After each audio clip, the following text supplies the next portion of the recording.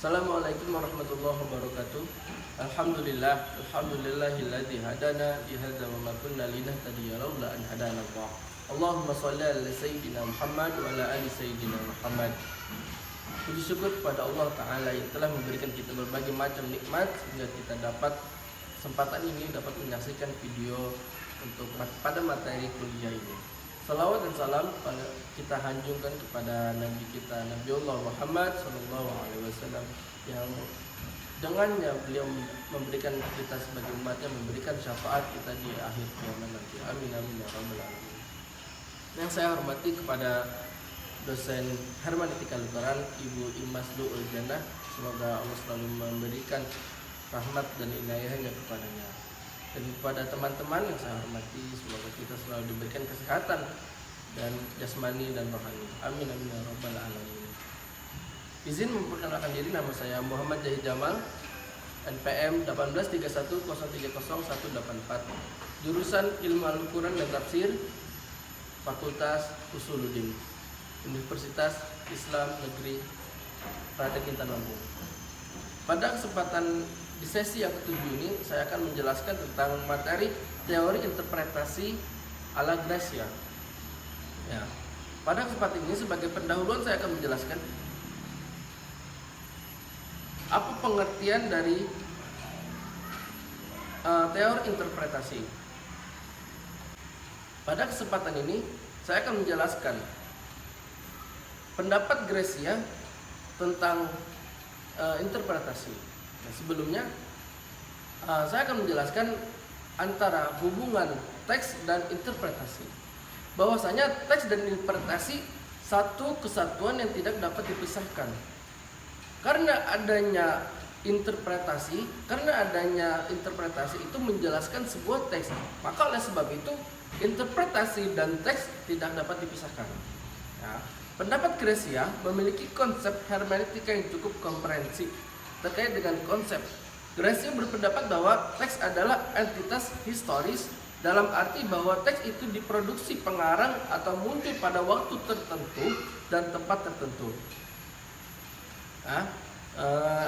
Gracia menjelaskan teks adalah sekumpulan entitas yang digunakan sebagai tanda, dipilih, disusun, dan dimasukkan oleh seorang pengarang dalam sebuah konteks tertentu untuk menyampaikan makna atau pemahaman tertentu kepada audiens. Nah, itu adalah teks, pengertian teks terlebih dahulu. Karena saya akan menjelaskan interpretasi, jika saya tidak menjelaskan teks, itu tidak akan bersambung. Interpretasi ala Gracia, eksistensi manusia dalam pendapat Gracia di muka bumi ini, majunya seorang manusia, majunya sebuah peradaban manusia ditandai dengan tulisan atau teks yang dimiliki oleh komunitas manusia dimanapun ia berada. Dengan adanya tulisan atau teks, manusia dapat menceritakan akan apa yang terjadi di masanya. Pengertian interpretasi secara umum mengandung maksud yang sama. Kata tafsir berasal dari bahasa Arab yang secara etimologi bermakna sebagai penerang atau penjelas. Sedangkan kata interpretation adalah sebuah kosakata dalam bahasa Inggris yang diambil dari kata interpretatio dalam bahasa Latin yang berasal dari kata interpres yang bermakna to spread abroad atau penyebaran dengan luas. Makna tersebut selaras dengan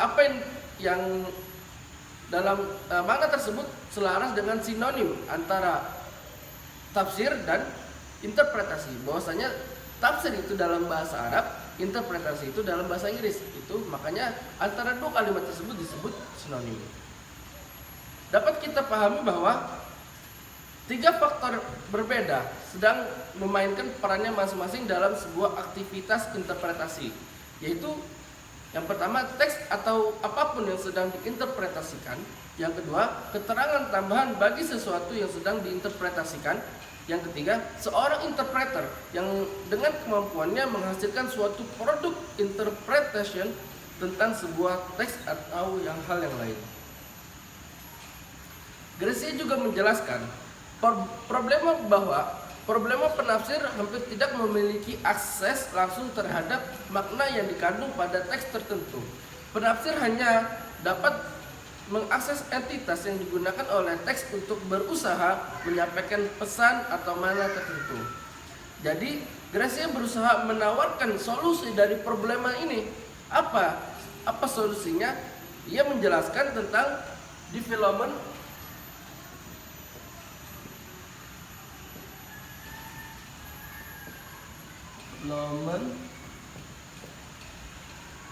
of interpretation.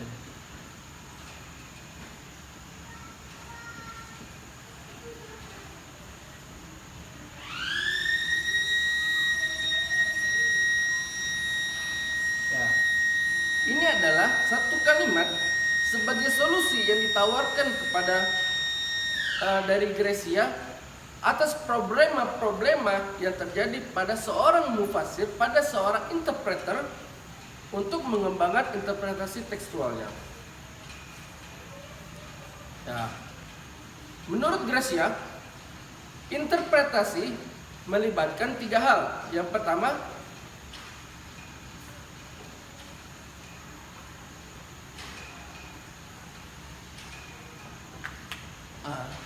interpretasi menurut Gracia melibatkan 3 hal ya. Yang pertama teks. Oke. Yang kedua penafsiran.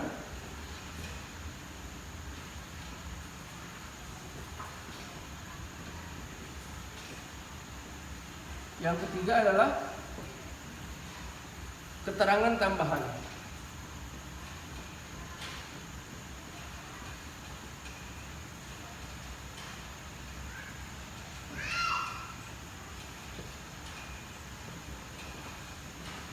Oke. Teks yang ditafsirkan atau interpretandum ya adalah teks historis. Sedangkan interpretans adalah atau keterangan tambahan adalah memuat tambahan-tambahan ungkapan yang dibuat oleh penafsir sehingga interpretandum lebih dipahami. Dengan demikian penafsir terdiri dari keduanya, interpretandum dan interpretans ini atau kata tambahan. Oke, sebagai perbandingan dari pemikirannya mengenai interpretasi, Gracia memberikan komparasi sederhana antara interpretasi dan definisi. Ia menyampaikan bahwa sebuah interpretasi sangat mirip dengan definisi dari segi struktur yang terkandung dalamnya. Definisi dikatakan terdiri dari definite atau sebuah istilah yang didefinisikan atau definitions. Definitens, ungkapan yang mendefinisikan sesuatu. Begitu pula interpretasi. Interpretasi terdiri dari interpretandum atau teks yang diinterpretasikan dan interpretans, yaitu untuk suatu tambahan atau komentar yang diberikan sebuah teks.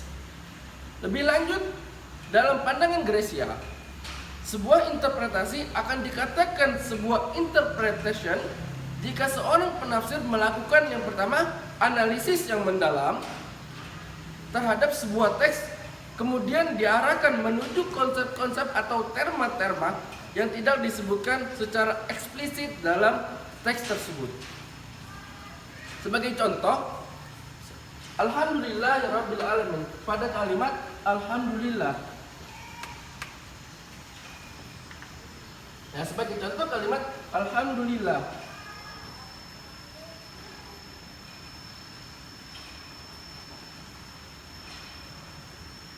Alhamdulillahirabbil alamin.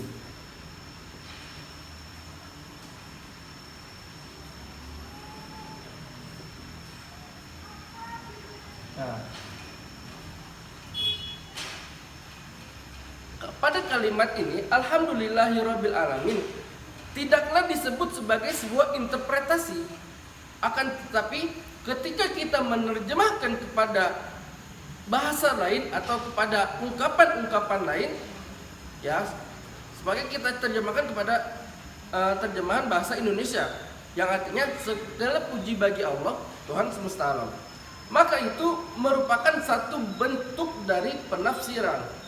Perubahan pernyataan orisinal kalimat, yaitu dalam bahasa Arabnya alhamdulillahirabbil alamin, berubah kepada bahasa lain, kepada ungkapan lain, maka itu disebut sebagai seperangkat terma-terma linguistik ke dalam bahasa lain, yaitu disebut sebagai penafsiran. Dalam pandangan Gracia merupakan sebuah bentuk penafsiran dengan alasan adanya kemungkinan perbedaan makna denotasi dan konotasi itu. Terjemahan dikatakan sebagai interpretans, sedangkan terjemahan teks dapat disebut sebagai interpretasi. Lanjut, macam-macam interpretasi.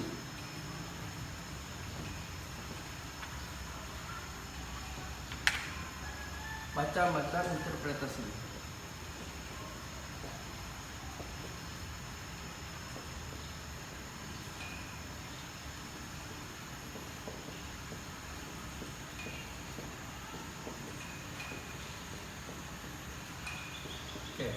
Interpretasi terbagi pada dua bagian.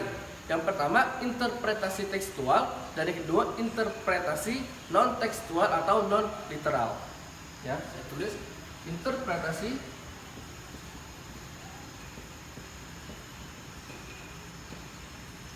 tekstual. Yang kedua interpretasi non tekstual.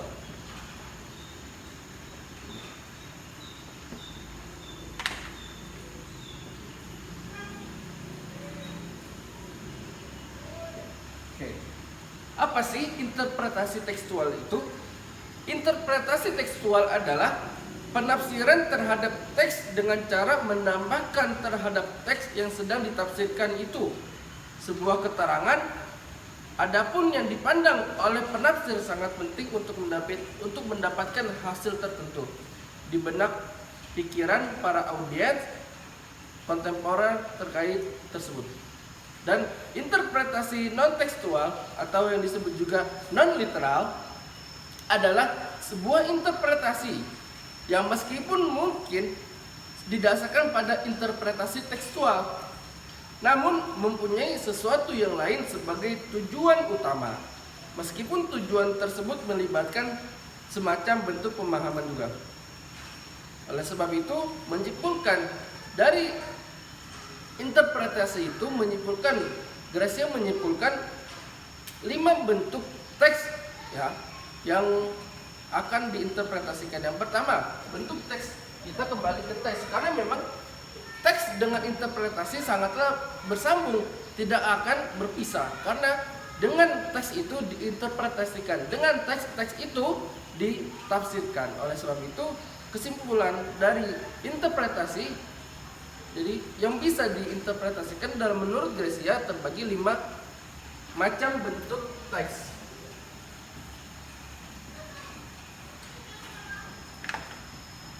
Teks yang pertama, bentuk teks yang dirumuskan Gracia yang pertama, aktual teks.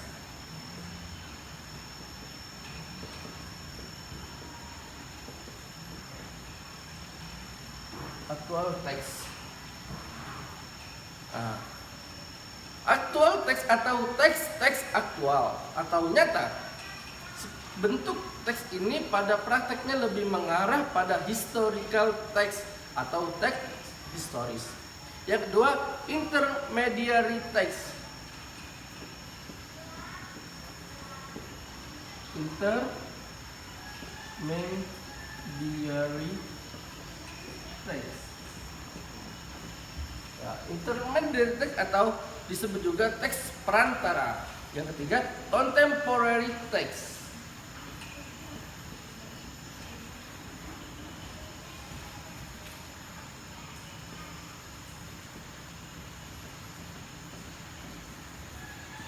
Teks atau disebut juga teks kontemporer ya. Yang keempat, intended text.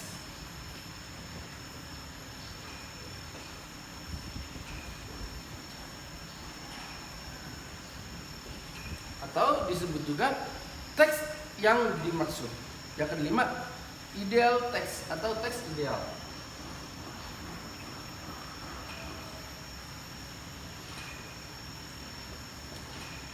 Oke, dari 5 kesimpulan yang dirumuskan oleh Gracia, teks macam-macam bentuk teks ya. Pada 5 ini, untuk sebuah penafsir, sebuah interpreter menginterpretasikan teks-teks yang ada. Oke, saya hapus.